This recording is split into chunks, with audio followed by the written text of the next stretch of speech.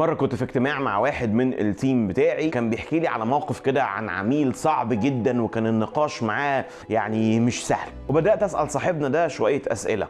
يا ترى العميل وهو كان بيطلب الطلب الفلاني ده كان بيطلبه ازاي؟ يعني كان اسلوبه في الكلام معاك شكله عامل ايه؟ حسيته متعصب ولا قلقان؟ ويبدو في الوهلة الأولى انه الكلام ده كله ملوش أي علاقة بالمبيعات، لكن حاسب. هو ده المستوى اللي لازم توصل فريقك ليه، انه يبقى عنده مهارة الانصات لو عايزهم بجد يشتغلوا على حسابات كبيرة ويقدروا يكبروا الشغل معاها. الشخص اللي عنده قدرة على الانصات هو الشخص اللي بيقدر يستقبل رسائل ما اتقالتش بالبق كده عادي او بشكل مباشر. انت بتفهم من نبرة الصوت، من حركات الوش، من حركات الجسم، بتحاول تفهم الشخص ده بجد ايه اولوياته الحقيقية. هو بجد اللي بيتكلم فيه حاجة مهمة قوي، ولا هو بيحاول بس يقنعنا علشان يضغط علينا؟ وبالتالي بدون المهارة دي عمرك ما تقدر تقيم الموقف. نمي مهارة الاكتيف ليسننج عندك وعند الفريق بتاعك، وتقدروا تاخدوا قرارات افضل.